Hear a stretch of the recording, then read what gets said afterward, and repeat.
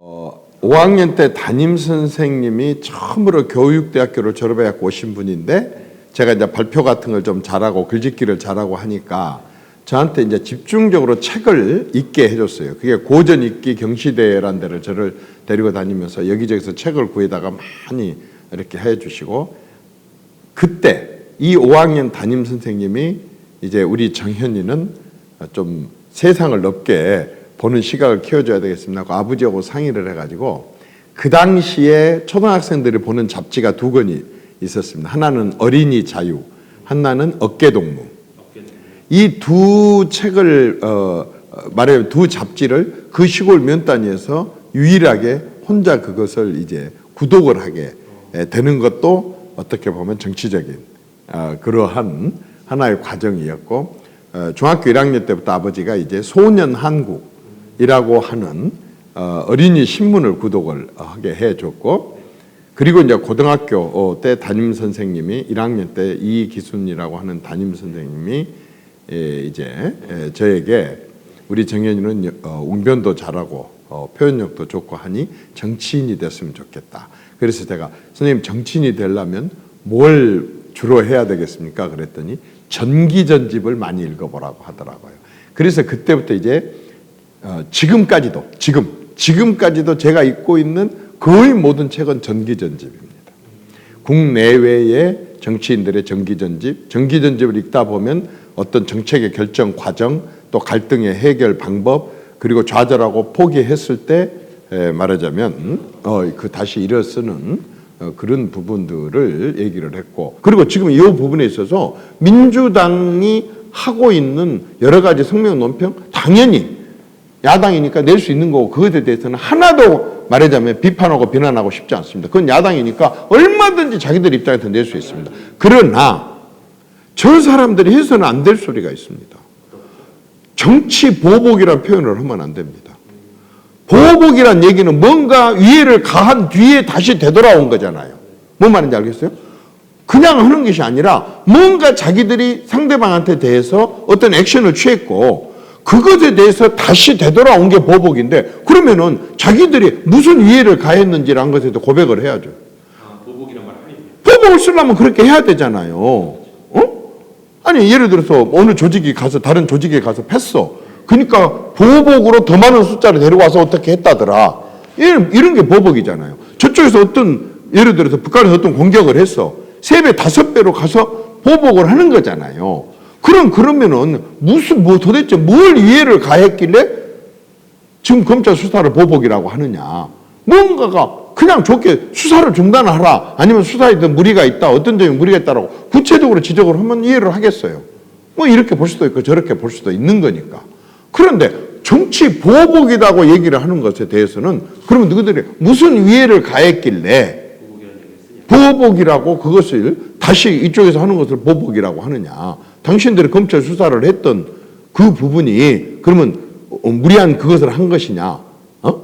뭔가를 아까처럼 진짜 괴멸을 시키려고 했고 그것에 대한 반발으로 정치 보복이라고, 지금 검찰 수사를 정치 보복이라고 얘기하는 것은 적절하지 않다고 봅니다. 어떻게 보면 영혼함의 문제에 있어서의 피부로 온 몸으로 영혼함의 문제점을 가장 온 몸으로 체험한 사람이 중에 한 사람이 저일 수가 있습니다. 저는 제 피 속에 자본주의 시장 경쟁, 그 다음에 자유민주주의, 공산당에 대한, 공산주의에 대한 거부, 사회주의 정책이 무리하다고 하는 것에 대해서요, 저는 그냥 배워서가 아니라 제 온 몸에 그게 흐르고 있는 것 같아요. 내가 태어나기는 호남에서 태어났지만 저는 그 자체는 영남이다 호남이라를 떠나서 제 몸속에 흐르고 있는 말하면 내 가치고 내가 선호하는 가치인 것 같아요. 그런데 내가 어떻게 크다 보니까 호남에서 컸고, 내가 큰 호남 사람들은 내가 생각하는 것에 더 비중을 두고 주로 그쪽으로 논점을 삼고 있는 보수 정당, 과거에 뭐 지금도 마찬가지지만 그런 보수 정당에 내가 몸을 담고 있으면서 내 지역 사람들의 정서와 맞지 않았던 거죠. 그래서 많이 불편했습니다. 제가 27살 때부터 말하자면은 지금의 국민의힘의 전신 정당에 들어와 있었고, 그리고 그게 이제 84년도에 들어왔는데 87년부터 이제 호남은 완전히 이제 92%, 93% 이제 또 우리하고 반대되는, 내가 몸담고 있는 당하고 반대되는 그런 정당의 지지를 보이면서 저는 우선은 내가 속해 있는 당에서 사무처 당직자로 있으면서 많은 불편을 겪었습니다.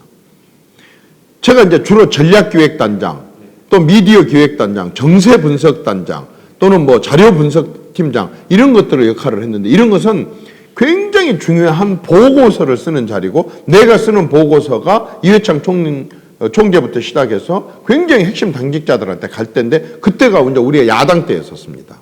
그렇죠. 네. 그런데 당내에서는 다 저를 굉장한 의심의 눈초리로 봅니다. 뭐라고 얘기를 하느냐? 실제로 한 부총장은 저한테 직접 그렇게 얘기를 했습니다. 네가 우리 당의 중요한 문건들을 저쪽으로 빼돌린다며? 내가 이거 직접 저를 호출을 해가지고 저한테 직접 이렇게 얘기를 했습니다. 그럴 정도로 이 당내에서 저는 말하자면 항상 열심히 일을 해도, 중요한 일을 다뤄도 의심을 당한 사람. 심지어는 내가 조금 객관적인 당의 전체 대세하고 다른 글을 쓰게 된다고 한다면 호남놈이니까 저런다. 또 당내에서 어떤 중요한 문건이 흘러나가가지고 언론에 보도되면 저거 이정현 아니야? 라고 하는 그런 의심부터 받고 볼 정도로 이렇게 소름을 받았습니다. 두 번째 출마했을 때에는 탄핵 역풍이 불고 찻대기가 터지고 다른 지역에서도 이 말하자면 새누리당을 하면 명함을 못 내민데 이제 광주에 가서 출마를 해갖고 그렇게 다니니 이 한 발자국 나가서 그냥 명함 한 번 내밀면 한 번 욕먹고 한 번 내밀면 한 번 욕먹고 이제 이런 상황 속에서 도저히 못하겠어요. 저는 아까처럼 제가 누구보다도 호남에 대해서 잘 안다 그 말입니다. 보통 사람들은 뭐 초등학교 때나 뭐 유치원 때나 어렸을 때 아버지 부모 따라서 서울 올라와가지고 뭐 서울에서 어떻게 하고 잘 때서 이렇게 된, 저는 지금도 지금 오늘 또 시골에 어머니 혼자 계셔서 한 달이면 두서너 번은 반드시 내려가고, 아버지 어머니 아버지랑 살아계실 때는 지금도 마찬가지지만 5시부터 7시 사이가 되면 하루도 안 빼고 저는 전화를 합니다. 심지어는 제가 해외에 나가고 있을 때에도 시간을 알람을 맞춰놨다가 자다가 일어나서 전화를 합니다. 왜? 아버지 어머니가 덜해서 들어올 시간이 딱 그때입니다. 시간을 맞춰놓고 전화를 해야지 하루 종일 내 전화만 기다리면은 아버지 어머니가 일을 볼 수가 없잖아요. 그래서 저는 매일 전화를 하는 사람입니다. 누구보다도 호남의 정서를 예나 지금이나 변함없이 그 정서의 흐름을 잘 알고 있는 사람이고, 또 호남의 문제점과 호남이 애로사항과 호남의 한과 고통에 대해서 누구보다도 제가 설명을 잘할 수 있는 사람입니다. 다 내 아재, 내 고모, 내 친구, 내 후배 다 지금도 그 사람들하고 교류를 하고 있기 때문에, 비록 이 보수 정당이라고 자칭하는 정당 안에 호남 정서와 다른 정당 안에 호남 출신으로 와 있지만 제 모든 기반은 호남입니다. 그리고 제가 아까처럼 계속 떨어져 오다가 광주에서 비례대표 국회의원 하는 동안에 2008년도부터 2012년까지 비례대표 국회의원을 하면서, 호남이 이제 거의 우리는 없잖아요, 국회의원이. 저는 그때요, 제 지역구를 포기를 했습니다. 본래 출마했던 광주 서구를 내가 지역구라고 하지 않았다니까요. 왜? 호남에 몇 명 안 되는 이명박 정부 이제 여당이 되니까 여당 국회의원 한두 명밖에 없는 여당 국회의원인데, 내가 내 지역구에 몰두를 하면 다른 지역 문제를 신경 쓸 수가 없기 때문에 제가 내 지역구를 나 이건 안 하겠다. 광주, 전남, 전북, 호남이 내 지역구다 그랬습니다. 광주, 전남, 전북 전체, 호남 전체가 내 지역구다. 그래서 모두 지난 장수에서 오든 임실에서 오든 남원에서 오든 신안에서 오든 여수에서 오든 순천에서 오든 곡성에서 오든 광주에서 누가 어느 지역구에서 군수가 오든 구청장이 오든 시장이 오든 저는 똑같이 대했습니다. 호남 문제를 제가 죽느냐 사느냐를 했습니다. 그러다 보니까 이제 막판에 내가 다시 출마를 하려고 내 지역구를 서구 올로 지내고 딱 정하고 출판 기념회를 광주에서 하는데, 민주당 시장 군수 8명이 왔습니다. 내가 절대 오지 말아야겠어요. 당신도 고마워하는 마음만 받겠다. 당에 오히려 그렇지. 당신 민주당 소속인데 왜 그 여기를 나타나고 나중에 욕을 들으려고 하냐. 오지 마라. 마음을 읽었다. 아닙니다. 8명이 왔습니다. 8명. 그 중에서 강진, 황주홍 군수는요. 결코 마이크를 달라 그래가지고 인사말을 했습니다. 이정현, 당이 틀리지만 이정현 의원한테 우리는 너무 많은 예산의 협조를 받았고 또 찾아갔을 때 너무 따뜻하게 우리를 맞이해주고 중앙부처하고 연결을 해줬다. 오늘 그래서 이 자리에 우리는 인사를 하러 안 올 수가 없었다. 자발적으로 왔다. 오지 말아야 했는데 왔다. 이렇게 얘기를 했습니다. 저는 그때 딱 느꼈어요. 아, 이분들한테 안 해줘서 그랬지 잘해주면 이 사람들도 변하구나. 그걸 딱 느꼈어요. 그래서 나는 내가 순천에 출마를 하면 그 당시에 순천에 노광규라는 시장이 있었었는데 그 전에 시장이었었는데 내가 비례대표 때 노광규 시장은 나한테 덕을 많이 봤습니다. 나하고 협조를 많이 서로 했었습니다. 그래서 제가 노광규 그 순천에 순천하고 또 내 고향이 곡성이었으니까 처음 딱 출마를 했죠. 그래서 가서 이제 다니면서 자전거 타고 밀짚 모자 쓰고 뭐 이렇게 다니면서 이제 막 비가 엄청나게 막 여름이었으니까 올 때인데도 막 그대로 하고 다니니까 저렇게 열심히 선거운동하는 이 후보 자체를 본 적이 없어요. 저절로 공천만 받아면 되는데 누가 그런 치열한 선거운동을 하겠습니까? 이중에는 선거운동 자체가 구경거리였어요. 구경거리. 예? 아침 7시부터 저녁 9시까지 유세차가 가능하거든요. 이 유세차를 가지고 하루에 5번을 받는 7번을 받는 이정현이를 할 정도로 쏟아댕긴 사람이 9시가 끝나면 밤에 9시가 끝나서 마이크를 더 쓸 수가 없잖아요. 그러면 그 차를 받쳐놓고 사거리에 서서요.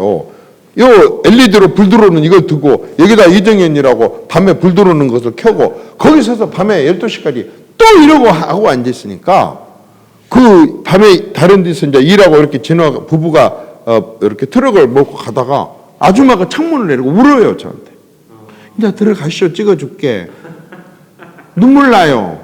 저한테 그래요. 이런 모습을 보이다 보니까요. 완전히 그 양세가 제일 강하다는 민노당 국회의원도 당선시켰던 순천 사람들이 국민의힘 그 당시에 새누리당이었던 이정현이를 당선을 시켜버리더라고요. 그때 제가 결심을 했습니다.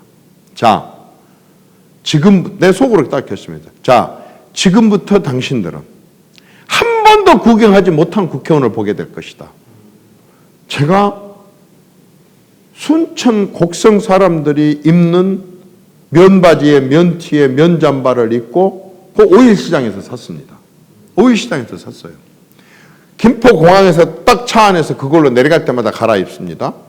비행기 탈 때 국회의원들은 첫 줄 아니면 둘째 줄에 대개 태우거든요. 저는요 무조건 30번 이하의 뒤에다 좌석을 달라고 그럽니다. 마음 자세부터가 중요하거든요.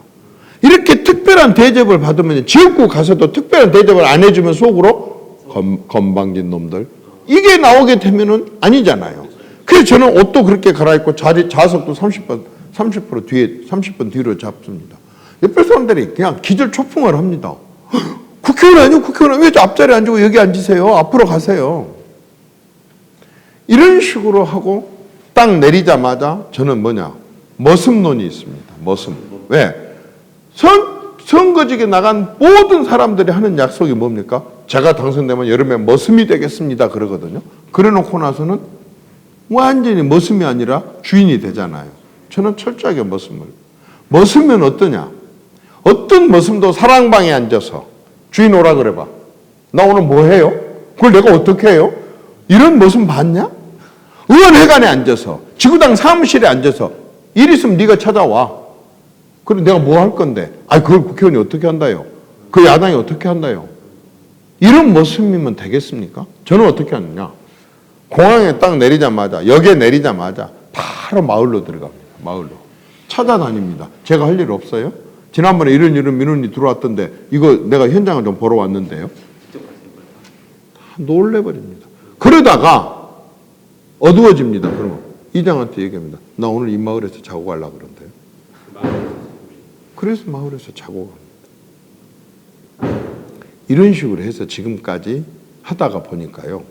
내 고향 곡성하고 순천하고 했을 때 6만 표였는데 두 번째 선거 순천만 하는데 6만 8천 표. 태극기 집회를 안 나가는 것은 그건 제 신념과 소신입니다. 그건 태극기 집회다 또는 뭐 무슨 항의 집회다 이런 것은 저는 그런 거 안 해도 제가 훨씬 더한 신념을 가지고 있고 내가 기회가 주어졌을 때 그보다 훨씬 더한 방법으로 말하자면 그분들이 지키고자 하는 가치에 대해서는 저는 확실하게 갖고 있는데 그 뭐 태극기 집회에 나가서 내가 그 사람들이 하는 것을 잘했다 못했다 이렇게 평가를 하지는 않겠습니다. 그러나 제가 하는 정치하고는 맞지 않습니다.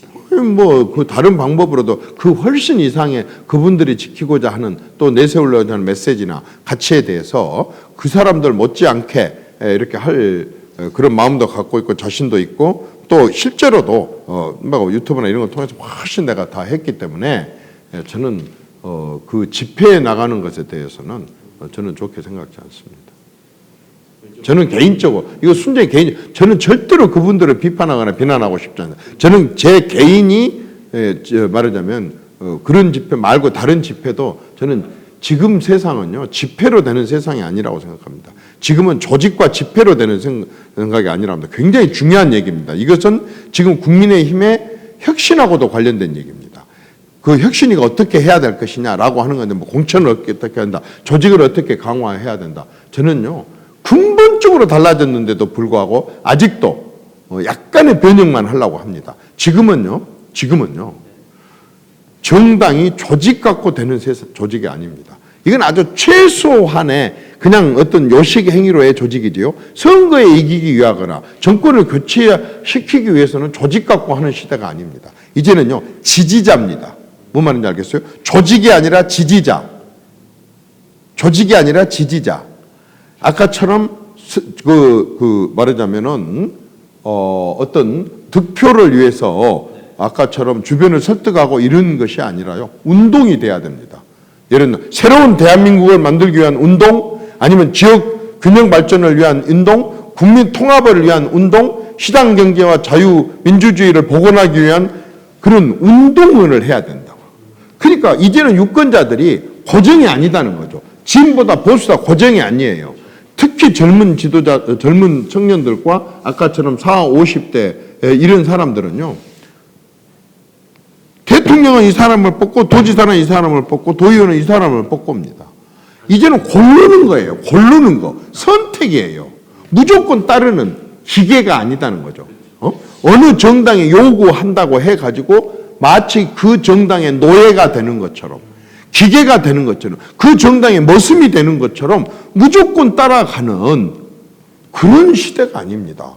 그러니까 국민의힘 당원이다 그래가지고 국민의힘 당원들만 가지고 선거할 수 있다?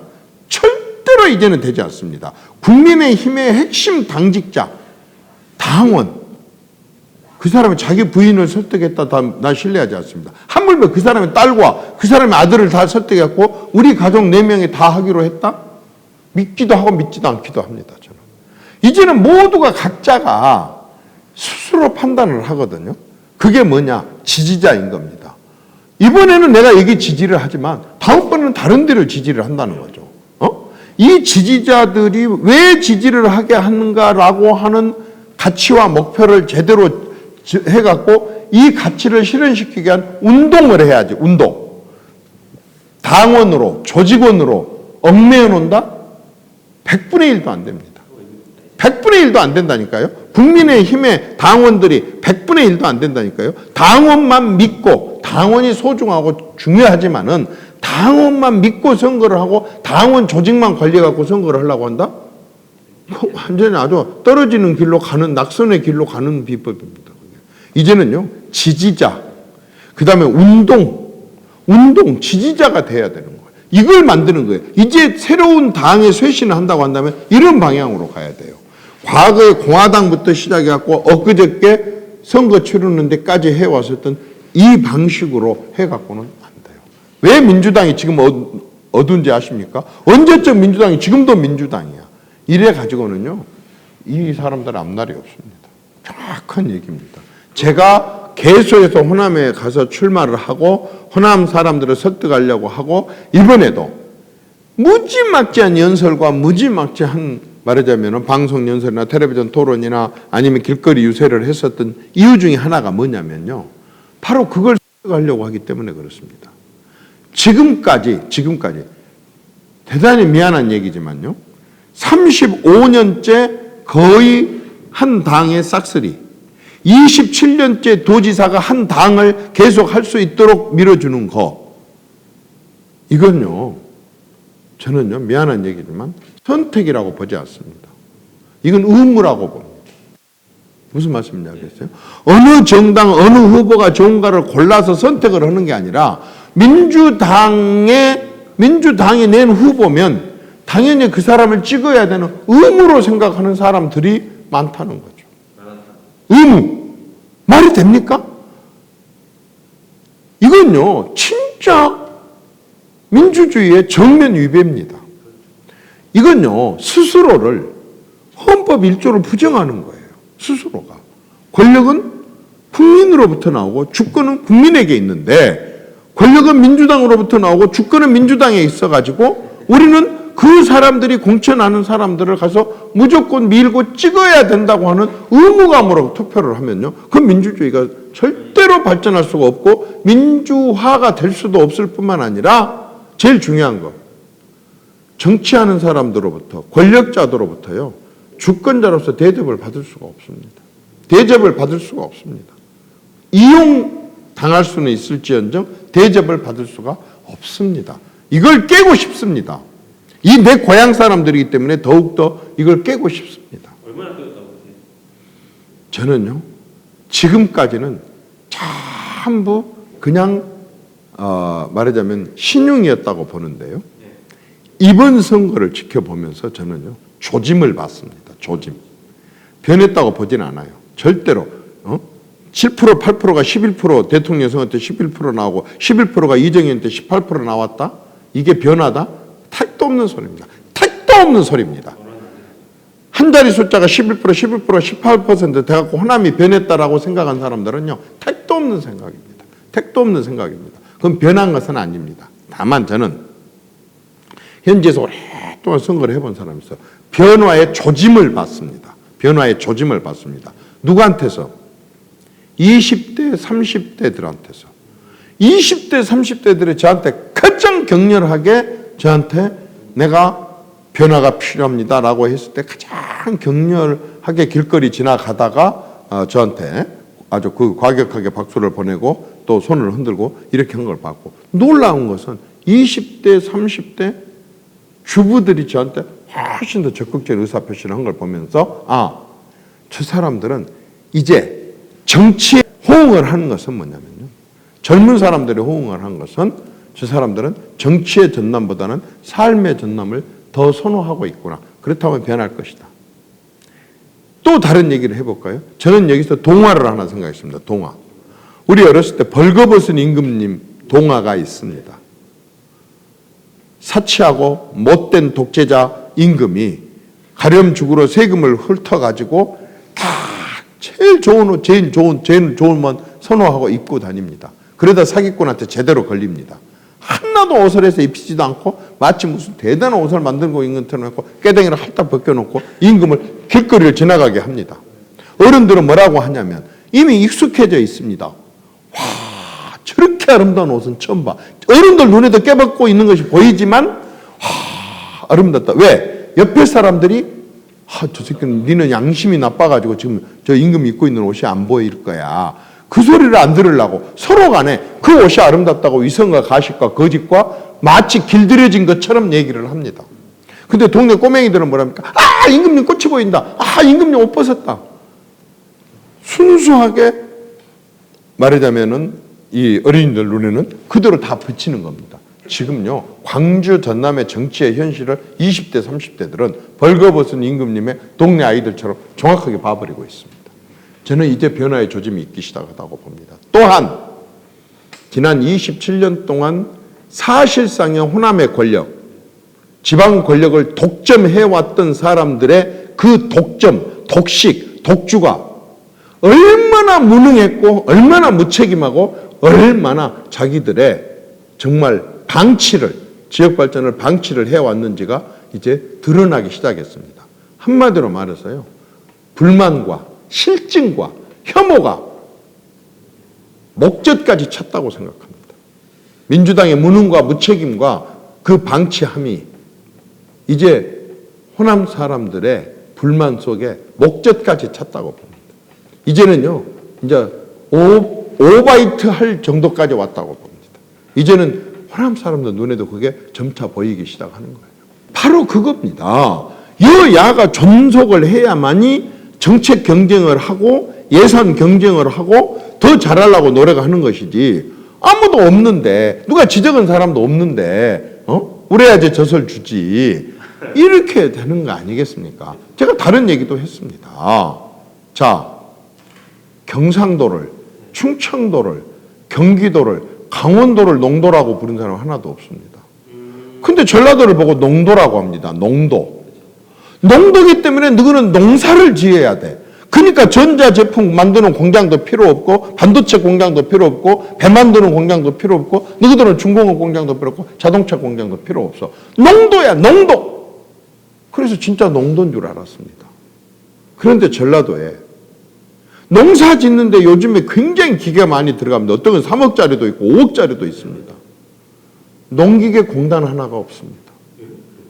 농약공단 하나가 없습니다. 진해 화학이란 말은 들어봤고 울산 화학이라는 말은 들어봤지만은 농약공장 하나가 없습니다. 씨앗 생산하는 연구소가 하나도 없습니다. 하물며 농수축산물 가공 단지 하나도 없습니다. 그러면 아까처럼 이런 어마어마한 중공업 단지가 없으니까 여기에 취직할 사람도 없고 취직해갖고 있는 사람도 없고 농도에서 농기계조차도 다른 타도에서 사와야 되고 농약 씨앗 종자조차도 다른 데서 가져와야 된다고 한다면 농사 짓는 사람 말고 농사 짓지 않는 그 사람들 자식들은 그럼 뭘 먹고 살아야 돼요? 실업자로 살고 손가락 빨고 있어야 돼요? 아니면 요즘 젊은 애들이 아버지 어머니가 지었었던 농사 짓고 물고기 잡고 가서 이거 해야 돼요? 떠날 수밖에 더 있습니까? 더 심하게 얘기해 볼까요? 이건요, 규정에도 없고 법에도 없고 어디 난 것도 아닙니다.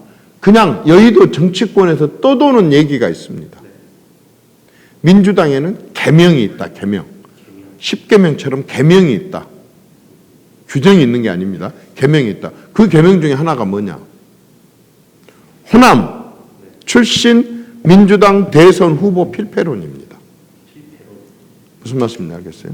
호남 민주당의 호남 대선 후보는 반드시 지기 때문에 어떻습니까? 대선 후보가 돼서는 안 된다는 얘기입니다. 저 혼자 만들어낸 얘기입니까? 많이 들어봤을 겁니다. 정치권에 있는 얘기입니다. 이게 얼마나 무서운 얘기인지 아십니까? 국민의힘은 대선 후보는 고사하고 도지사는 고사하고 국회의원은 고사하고 시장 군수는 고사하고 시도의원, 군의원 하나도 못 해먹고 군의원 하나도 안 시키는 이런 지역인데 거기서 대선 후보가 나오겠습니까? 그럼 다 대선 후보가 나올 수 있는 1, 2당 중에서 하나밖에 없는데 민주당인데 호남 대선 후보는 필패론이니까 호남 사람을 대선 후보로 시키면 안 된다. 물론 규정이 있는 건 아닙니다. 그러나 그 실제로 벌어지고 있습니다. 어떻게? 노무현 대통령이 문재인 대통령이 안동 출신의 이재명 씨가 이쪽에서 압도적으로 다 밀어주고 국회의원도 다 하고 모든 정치인들이 다 하면 여기서도 대선 후보가 나올 수도 있는데 안 됩니다. 진짜 이것은 무서운 얘기입니다. 어느 특정 지역의 대선 후보가 돼서는 안 된다는 얘기는요. 이보다 더한 지역 감정은 없습니다. 이보다 더한 지역 차별은 없습니다. 이보다 더한 인권 유리는 없습니다. 누가 태어날 때 자기 탯줄을 자기가 골라갖고 난 여기서 태어날 거야 저기서 태어날 거야 이렇게 태어난 사람이 어디 있습니까? 그런데 어느 지역 사람이 대선 후보 되면 반드시 패한다는 것 때문에 안 된다는 것이 이렇게 간다 그런다면 이게 말이 되겠습니까? 이건 진짜 말도 안 되는 얘기입니다. 이건 말도 안 되는 얘기입니다.